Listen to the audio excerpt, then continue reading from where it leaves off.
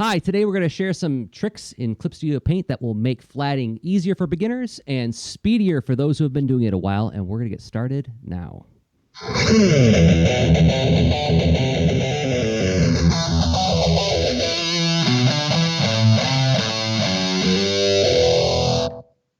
Welcome to the Lean Into Artcast mini workshop episode.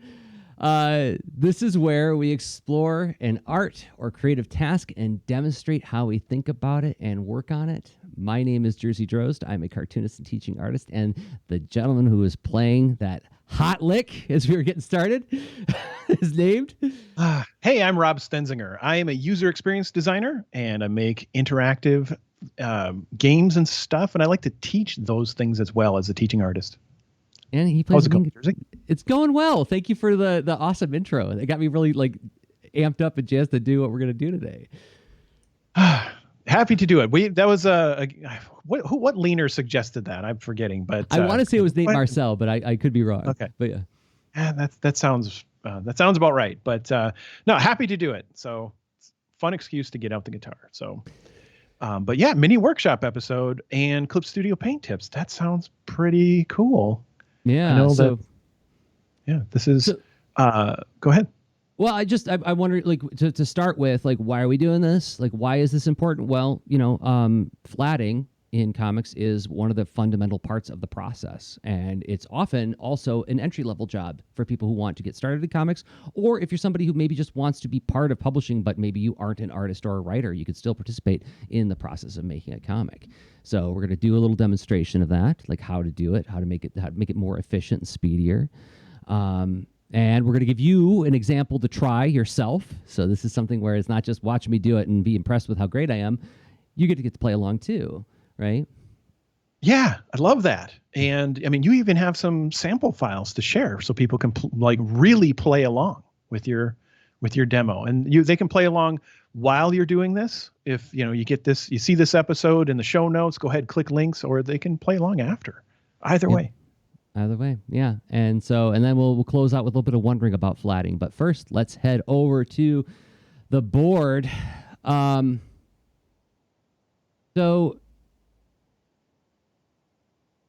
who needs this and why? So like I said, you might want to get started in being involved in comics in some way. Like I know people who don't identify as artists, but they love comics and comic books, and they want to be involved. Basically gives you a chance to interact with people who are making comics and comic books, right?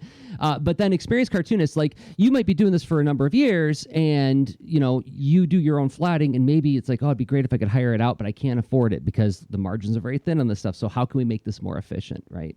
I think this one will also be useful for people who are exploring Clip Studio Paint, maybe want to unlock some more useful features because the things we're going to explore today have application in other parts of the process. And what kind of barriers might we encounter, work around, right? We're going to talk a little bit about anti-aliasing and flats, and we're going to talk about trapping a little bit and what those technical terms mean and why it's important in this process. So here we go. Wow, this is not sounding this sounds awesome. And I think we're going to learn a ton with what you shared today. I'm just feeling bad that we called it a mini workshop. I can't wait to get into this. Yeah, so we're going to get into it. I'm going to actually demo 2 handy power-ups in Clip Studio Paint for speeding up your flatting. But before we do that, we're going to take a minute and 30 seconds to thank people who make this project possible. And those are the people who support us on Patreon. Yes, Patreon.com/leanintoart is the website. What is it? It's a way for you to give us a monthly upvote. If you believe in Rob and Jerzy and what we do on this project called Lean Into Art, you could support us for as little as $1 a month. You could also do a one-time contribution, and you can cancel at the end of the month. You could, whatever you can afford, whatever you think the show deserves, and avail yourself of the behind-the-scenes content, and then check out at the end of the month. Thank you very much for the people who do that. But I want to thank 5 people who are supporting us on a regular, ongoing basis. Mike White. Thank you, Mike, for supporting us for a long time. You can find Mike's work on Instagram at Mike White Robot. And Stephen Stonebush. Thank you, Stephen. It's awesome to have you here. You can find Stephen on Instagram at @StonebushArt. These will all be linked in the show notes, by the way. And Sophie Lawson, thank you, Sophie. You can find Sophie on Twitter at Sophie Lawson Art. And Dave Streisay, thank you, Dave, for being here and part of this community. You can find Dave on Instagram at Dave Say. And Shawnee Redfern, who you can find on Twitter at Shawnee Redfern. Thank you so much, everybody. You can join them all at patreon.com/leanintowart, where you'll find all the shows we make, as well as the extra leans, the shows we record only for people who support us on Patreon, and it gets you access to the Lean Into Art Discord, which you can get to at leanintowart.com/discord. Actually, the Discord's public, but if you support us on Patreon, you get access to special channels that are only for people who support us on Patreon. Patreon.com/leanintowart. It means a lot to us. Thank you so much. Mm-hmm. Thank you. And so now we're already. It's time to demonstrate what's happening already. Gosh, already, yeah, we're jumping right in. All right. Okay, so what I've got on screen is a page from an old mini comic that I made with my wife called Captain Cat, Former Shark Hunter, and I've been using this in my comics classes for a long time. And this is the page that's going to be available to you to download right now, if you want to get started in doing this yourself. So, and also just as a preamble to this is like, I'm going to be working with an existing color palette, but it really doesn't matter what colors you use on this. And as a matter of fact, a lot of colorists prefer that when you prepare flats for them, that you don't necessarily use like what their palette is. Let them choose what the palette is. So let's see, like, where do we begin? So the page that I've prepared for you, actually, the ink is on transparent pixels. You can see that the transparent pixels by the black, the gray and white checked boxes behind the artwork. I put a layer with white ink dropped in it, so it looks more like traditional paper, and it makes it easier to see the artwork. But if you have artwork that you scanned yourself and you want to make the whites transparent, that's just under Edit, Convert Brightness to Opacity, and that will actually knock out your whites and make it transparent. Put your black ink on a transparent layer.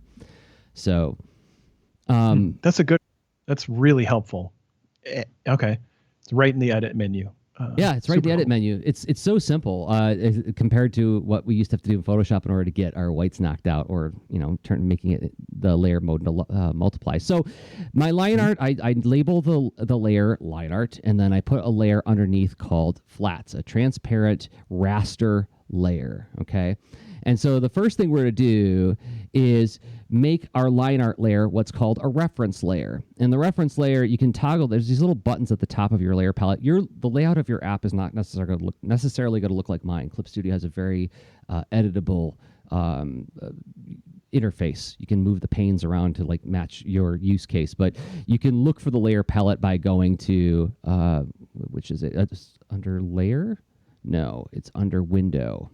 Yeah, and you could toggle open your layer palette. So, okay, and then so to make it a reference layer, there's this little lighthouse icon at the top of your layer palette, and if you hover over it, it says Set as Reference Layer. And once you click that, the icon next to your line art layer will have that lighthouse right next to the eyeball there, the eyeball which toggles visibility. Turn it on and off. And so there's a reason that we've done that. Because the different tools in Clip Studio Paint can actually interact with different layers based on input that you give those tools, settings for those tools. So, and now we've got our raster layer underneath with flats. We've got our line art that is set to be the reference layer. Now, for those who are very new to these drawing apps, you know what layer you're working on by how it's highlighted in the layer palette. The one that's highlighted or lit up is your active layer, the one you're working on, okay? So we are going to now set our opacity in the line art layer to approximately 70%. And that the opacity is this slider right next to your layer mode or blending mode toggle. So let's set it down to 70. And then make sure to go back to my flats layer. And we're going to select the paint bucket tool. So over here on the left side of the screen are a whole bunch of different of your main tools. You've got magnifying glass, hand tool, lasso tool, eyedropper, brushes. And this one that looks like a square that's turned on its side a little bit with it's like half full and something's dripping out of it, that's a paint bucket. In Clip Studio Paint, there are different settings there's different like nested tools. So you have in your paint, when you hit paint bucket, up at the sub tool menu, which I toggled by tapping on the next row of icons to the right of the toolbar, There's different paint buckets that are already pre-installed, and you can make new ones if you want to. And there's the first one that's highlighted says refer to only the editing layer, meaning that if I click on the flats layer with this paint bucket, it's just going to fill everything in that flats layer because it's only acting on that layer. But if I choose the tool that says refer to other layers, this paint bucket will operate on the flats layer, but it will act as if all the other layers are on that layer as well. Okay. This is a very handy thing. You got some options in here that you want to check. So you want to go down to where it says refer other layers. What layers are you going to refer to? You can have it refer to all layers, or you can have it set to refer to the reference layer. There's that lighthouse icon again. I'm going to make sure that I toggle that. I'm going to turn on area scaling, and that means that when I drop a paint bucket in an empty spot, it's actually going to expand the fill by like however many pixels I define here. I'm going to set it for 2 to start with, but you can change this depending on the width of your line art. And then I'm going to make sure that anti-aliasing is off. And aliasing, Rob, do you think you could define aliasing real quick? What that means? Yeah. So, I mean, so you have pixels and or let's see, or vectors, right? So in vectors, you're painting with, it's actually a line, and there's sort of math of like what's describing the area of where color goes and where it doesn't and stuff like that. Where and you're doing raster coloring, and that's when you have this grid of colors. And you can have the grid of colors have sort of like a different relationship when there's a color next to a color, or a color next to white, a color next to black, color whatever. And the adjacent colors could blend or not. And that's what the aliasing is. If there's kind of a blend where you go, instead of stark from the reddish color to white, you're going from red to slowly to white, instead of it being just abrupt. Where the red ends, white begins. Boom! It's more. It looks more, jagged and sharp. That's when things aren't anti-aliased. So the reason we're putting flats in the image is so that the colorist can easily select these images and then edit them after the fact. And so if I click on this green that I just threw down next to the red, you can see that it didn't select all of the pixels between the green and the red because those are different colors than the green. So it makes it very difficult for the colorist to actually edit the colors unless you've used non-anti-alias pixel. Actually, anti-aliasing was on with my selection tool. So I'll try this again. You'll see when I select this one, little marching ants, it's only selected the green pixels because that's all there is. There's just green pixels, red pixels, white pixels. But you can see over here, on this one, the selection has neglected a bunch of blended pixels. So that's a quick understanding of why you want to use anti-alias. You want anti-aliasing to be off when you're flatting. All right, so now where was I? We are going to toggle expand selection or area scaling. And then, which I showed you, that's area scaling is down here in the tool property menu. You got the subtool menu and the tool property menu immediately below it. And we're going to play with this other option here that you can see I'm moving up and down called the close gap. Depending on how your line work is, whether or not your line work has like a lot of closed lines or some open lines, you can actually tell the paint bucket to automatically close any gaps in the lines. The higher the value, the bigger the gap can be that the paint bucket will automatically fill. Okay, so there's another thing that Clip Studio has done that makes our lives easier. And so now we're going to just select a color. I'm just going to grab any old color. Let's pick something that looks like a sky color. So I'm going to start off in this second panel of this Captain Cat page. And I'm just going to click inside of, making sure I'm on the flats layer. I'm going to click inside of that sky, and we can see that it has filled a couple pixels into the black line. And you can see here where there was an open shape, it filled inside of that shape too, right? So in that case, what we would do is I would undo, and you could take your pen tool. I have a pen that has anti-aliasing off, and that setting is down here in the tool property bar. You have the option to like select different levels of anti-aliasing. I'm moving that back and forth right now. So you can also like close that shape with, a pen, and then go back in with your paint bucket.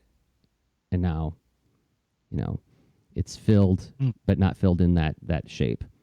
And there is our first flat color dropped in. Now you can see that the reason I turned the opacity down on the line art, and I'll turn it down a little bit more even, is you can then see how the flat colors are interacting with the lines underneath it. They're not filling in that far, so you can turn up the amount of area scaling. I'll turn it up to 4 now, and I'll undo twice to get those blue fills gone. I'll tap inside of there, and now maybe I'll choose a darker color to better demonstrate this.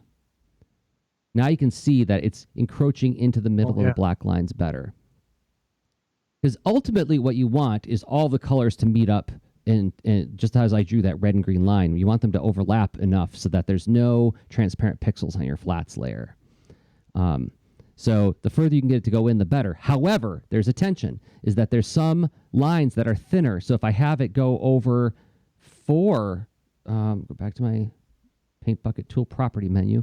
Let's say I turn up to, say, like 6 or 7 pixels, because those sharks have very thick lines, right?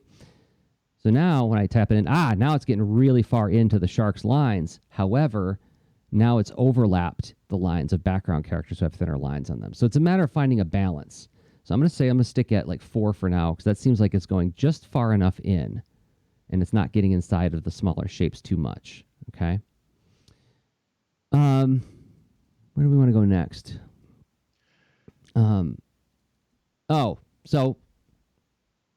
Yeah, we'll finish. So what you would do now is I'm going to just go around and pick a couple colors and fill in these shapes. Let's fill in some of the sharks real quick. Okay. And so now it's you've chosen a different color. Is it a different color by subject of, like, you hope this to be managed, by the colorist? In a different way. It's like, hey, these are zones. These are zones. That's a great way of putting it, Rob. These are zones. When I hire a flatter, I'm not asking them to pay too close attention to what the actual color palette ultimately will be. I just want them to give me selectable zones for editing. And another reason I purposefully chose this example is that this example has a lot of soft lines on it, a lot of soft brush edges. Mm-hmm. Meaning, and I might even, like, for different groupings of sharks, I might change the color, darken it just a little bit. And so a problem arises out of that. You can see where some of these soft brush effects are happening. It's causing these little gaps in there. And, like, am I going to go through and just one at a time close all those gaps? Actually, I'm not. And I'm going to leave them for now. Okay. Oops. That's a little surprising. Curious that. Yeah, I've got a surprise coming. Something that the moment I discovered this, and this actually came by way of my former production assistant and student, Aaron Polk, who showed this to me while I was teaching a class, and the noise that I made all the kids gather around. So they're like, what? That was something amazing just happened over here, because I was that excited about it. All right, so I'm going to grab, want to capture the sky color, put it there. I just want to, like, do a couple more. You see how fast this is going already. I'm filling up this image with color pretty darn quickly. Mm-hmm. Choose a watercolor, and I'm just going to quickly close these with the brush. And then go in with there we go. And see, there's those white gaps there. I'm not going to worry about them just now. I'm going to leave them be. And just get a few more, because I want to show how this next technique works. Right, and so you've filled in all the big zones basically, mm-hmm. but then there's a little bit left, and I'm just So okay, so we've got saving a technique to share, and that's it's so interesting. When I hide, solve. So when I hide the line art, you can see there's all these gaps. And if I were to hide the background layer too, you can see that it's transparent pixels between all these things. And this is not ideal flats. The person who hired you will not be happy if you give them flats that look like that. They can't use them. The colors all need to be butted up against each other, and there'd be absolutely no gaps in between. And preferably the gap or the thresholds between the two colors happen at the midpoint between the black lines. Okay. So the next tool we're going to go to, and this is the second tool I promised I'd show you, is down here at the very bottom of your toolbar, way at the bottom on the left. There's a number of tools, and your preview icon may not necessarily look like this, where it looks like it's like a plunger with a pen sticking out of it. It could look like this, What does it say when you hover over it? Like, what would the shortcut? Does it have a shortcut key or something that can help? Oh yeah. Like if you It's the Y key. Yes. It's the Y key. Okay, that'll get you in that group of tools at least. There we go. Thank you for that. Yes, if you hit your Y key, it'll get you down there. And in this, again, the sub tool in the upper left has all of the sort of nested bank of tools. And then underneath it, under the tool properties, you can change the property of the tool. The one we're concerned with is, and it comes pre-installed on Clip Studio Paint, is called Correct Line Width. And the preview icon looks like a plunger with like a pen sticking out of it. Like a plunger on its side, I guess. Down in the tool property menu, there is the option to either narrow the line or thicken the line. And you can change the amount of thickening by moving the little slider. I'm going to leave it at, what was that, at 4? You also tap the up and down keys on the little next to the number. So 4 pixels. And you can also change your brush size. And you'll see on my screen the little preview of the brush size changing as I move this slider back and forth. Okay, I'm going to leave it kind of big for what I'm about to do. So what I'm about to do, I'll turn off my line art layer so you can better see what I'm about to do here. So on my flats layer, I'm going to drag the line correction tool over top and just keep dragging. And it's closing the gaps. It's expanding the pixels to fill the gap. And it's doing it. And so wait, so how is it like? What pixel wins? And will this conflict with the line art? So it does it equidistantly. It's expanding them on both sides. Now, depending on how your fill was done, you can see right here in the shark's gums that there was some overlap that happened in the wrong direction. And that way, in that case, you would take your pen tool, just do a quick correction. But most of the time, using this method, and I've been doing this on the Captain Seriously comic I've been working on, I'll just drag this over. And if you can jack up the amount of, pixel thickening that happens. Let's say it turn up to like 7. And just a couple drags and boom, all those gaps are closed. That's huge. So, and now I've got, again, I did this very fast and loose, but you can see that, like, for the most part, the flats are like perfectly matched underneath the line art. Yeah, right? It's still compatible with the lines. Wow. Yeah, so I flatted a Seriously page the other day, and it took me about 25 minutes. And to put it in perspective, a page of flats used to take me, an hour, or maybe a little bit more than an hour. So, and you can make the brush really wide too. So you can make the brush gigantic. So you just do one quick swipe over the thing, and all of those pixels will be expanded. And then I toggle off the line art, and we see that we have perfectly crisp flats. So that's beautiful. Wow. So that was the demo, is dropping, like thinking about your paint bucket tool, thinking about the sub tool, the tool property settings.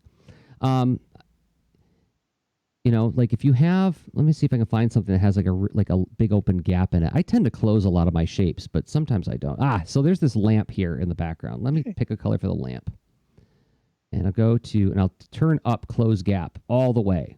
So close gap is a setting in your tool property menu underneath your sub tool of the paint bucket or for other layers. So you see that if I were to turn it all the way down, turn close gap all the way down and tap inside of here, you see how the color spills out of that hole and all around its environment. If I turn close gap all the way up, it reads that gap and says, let me close that for you, pal. So if you have loose line work. I love that. That is a great, that's a very helpful one. And so that one's close gap, which is a feature of the paint bucket, but then there's the tool group you get to with the Y key, which is the what other? It's called the Correct Line Width tool. Okay. Nice. Okay. So once again, I'm going to tap in this background, and I'll tap around as best I can, get some of the shapes. But when I toggle off the line art, we'll see that there's gaps in there, right, between the lamp and the wall. And I just take that Correct Line Width tool, drag it over, and it's filled. and it's non-anti-aliased. So it's nice and crisp. Crisp. It's a perfect flat. So I suppose That is fantastic. I can open up real quick just to show you what a final page of flats looks like. So here's a page that I just did today, and I'll turn off my shading and I'll turn off my lettering.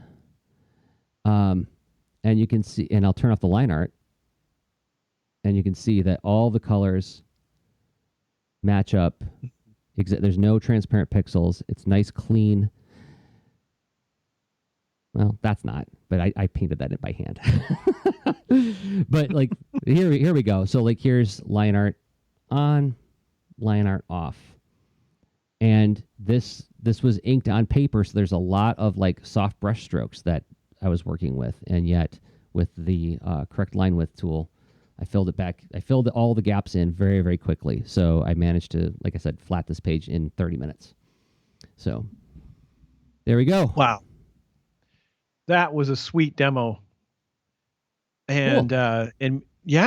Thank you for that. Like, hopefully we can do some highlights about like what was what were some of the things that that the highlights that we gained from this. I mean, I'm happy to react to it again and whatnot too, okay. But we should probably do one more ad break to mention a way folks can support us on the show. All right. Yes. So if you find this kind of demonstration useful, if you think that what we do on Lean Into Art brings you value, a way you can let us know that is by purchasing our products. And the product that I make that I hope you will purchase is Science Comics Rockets, which isn't directly related to flatting, except that this book was drawn, a lot of it was drawn in Clip Studio Paint. As a matter of fact, all the coloring was done in Clip Studio Paint. And the flatters that flatted the book for me, they used this technique that I'm showing you right now. And it's the history and science of rockets as told by the animals who participate in rocket history. You can find a link to it at sciencecomicsrockets.com. Rob? Oh, I just would like to quickly mention how I made a workshop to help folks make the most of creative challenges. Creative challenges come up all the time about animation, making games, illustration, comics, all kinds of things. And they're really fun, tempting events, but they can get kind of overwhelming. And they're tunable though. So my workshop, Customizing Your Next Creative Challenge, will help you make that next event work well for you. What do you want it to feel like? What kind of output do you want to see? Make that plan your own. So get Customizing Your Next Creative Challenge at robstenzinger.com/store.html. Okay. So now that we're, back in the discussion part of the show, as we like close this out and like think about what we did, where do you want to go? Let's see. So I think it can be tempting to just sort of survive, use the tool, get by, right? So you finish an illustration and just sort of move on to the next one. But then, I mean, you're going to do this a lot, right? So like what are some things you think, why is it worth practicing the tool, figuring out these things, and what's to be gained by learning this? Well, I mean, I often make comparisons, use like physical activity as a metaphor for what we do in art, in that, like I say to my students, is like, all of this drawing and creative stuff feels like it's really complex and unwieldy. But if you do it enough, it becomes a natural expression of who you are. Just like when you get on a bike, you don't say, where do my feet go? You just get on it, and it's like it's an extension of your body. And to get to the point where your art feels like it's an extension of your language is to make the tools as invisible as possible. And to make the tools less visible to you is a way to find more efficiencies and ways to familiarize yourself with all of the knobs and dials. So part of this is just like the joy of mastery, of having an intuitive feeling for how to do this, rather than all right, I got to check off every item on the list. And did I get everything on the list? I don't know, right? So there's part of that. And the other part of this that is exciting to me is that this is a very, like what we explored today, is a very accessible and approachable part of getting involved in comics, right? Again, this is something that I advise any of my friends in my personal life who aren't artists, but they want to be involved. I'm like, well, you could do flatting part time, and they're always in need. And if you do it really well, you can make not bad money at it and spend a lot of time like thinking about art, which is cool. So like for the practicing artist, there's like that mastery aspect. For the beginning artist, there's that way of like, this is very approachable and manageable in a way that historically it hasn't been. I don't want to go into like too much barefoot in the snow uphill both ways, but the way to get like really clean flats like that used to be pretty laborious. And I mean, that's where I'm still practicing these new tools available in Clip Studio Paint, and because it offers surprises. So I have found it rewarding to start to figure out, like, well, I mean, things like reference layer, fill bucket type things. There's a whole ocean of things to get practiced in just with the bucket tool. But then stuff like the close, what is it called? The close. Oh, see, I keep forgetting the name myself. It's called the correct line width. Correct line width. Like, it's such an it's just not a thing I'm fluent in, right? I don't think of anything in the physical world as my correct line width tool.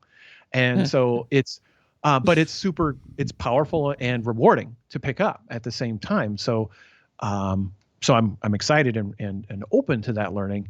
And it's just like, I need folks to do these kind of demos to just even get that highlighted in the sea of options. So I find that very helpful. Yeah. Yeah. Oh, I'm glad. And yeah, I mean, it's just like just finding new ways to do things efficiently is just also, for me, it's very fun. So, so yeah, your time to do this went down quite a bit. Yeah, so. You saw how fast that panel started to come together, right? So, I mean, I would have had that flatted probably like in another 5-10 minutes, which is pretty. And again, when you look at the kind of artwork it is, this is even easier if you're dealing with really clean line art. So, but I want to do a use case where it's like, maybe you work in like a very pencil-y style. What do you do then? You can still use paint bucket. Yeah. You're this is like, if this were a cooking show, you chose a hard dish, right? This wasn't, saying it's this was no bowl of cereal. Well, no, and yeah, using the cookie show analogy, it's like somebody saying like, okay, well, I'm going to show you how to beat an egg and scramble it. And I'm like, yeah, well, but I've got a party of 12 coming over and they want an omelet. What do I do then? You haven't helped me. So let's show you doing the party of 12. And like, yeah, but if you want to just make a scrambled eggs for yourself, you learned that in this too. Your life will be much easier. But, it's like everybody makes art differently, and that's something to be celebrated and cherished. So let's try to help everybody if we can. So one of the things that we're doing with this new format exploration that I think is very amenable to my worldview and my approach to things is we're having a section called Wondering and Questions. Questions, thoughts, and wonderings. That's how I close my classes all the time. And I love the word wondering because it is so informal, and it speaks to how I think. Like, I'm just wondering about this. I don't have a good question for it, but I'm wondering about it. So what are you wondering about when we talk about this idea of like leveling up Clip Studio Paint, flatting, etc.? I like the approachability of wondering, because I often, when I get to this stage of learning or teaching something, I think about, I like to think of what can go wrong. Which is less inviting than wondering, but it can be useful. So is there any way where this can go amiss? Like is this a bad fit for some problems? Well, here's an example of where it would not be as simple as I'm pointing it out to be, right? Again, if you have really clean line art, it's going to be pretty straightforward and easy. But this image that I pulled up on screen where Captain Cat and Maggie are on the boat in the background, and let me just try to fill some things in, that's going great.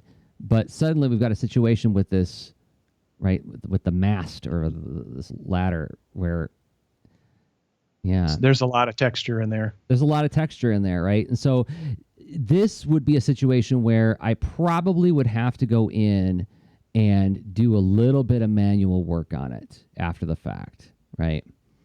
So, and this is what, so this is, if you have a lot of texture in the lines, like in the water here, like you saw me do this earlier, I'd go in with the pen tool and close some of those shapes ahead of time and then just like quickly drag. That's another thing I forgot to mention is that you can just like click and drag to do fills, and as long as it's encountering the same color pixel, it'll fill it the same color. So watch, I'm going to click on the first shark. Let me get it in purple.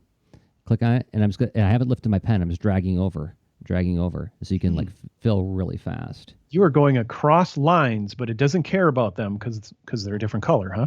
Yeah, because that's a different color than transparent. Now, if I want to change the color of all those sharks or like a bank of those sharks, I could just click and drag, and I've colored just 2 of those sharks in the background rather than all of them. So that is where it could go wrong, is if you have a lot of texture and a lot of open shapes, you may have to go in with your pen tool and clean up some of or not clean up, but like close some of those holes or touch up some of those. So like, for instance, let's put in some sky here, and I can close. You can see that if I use the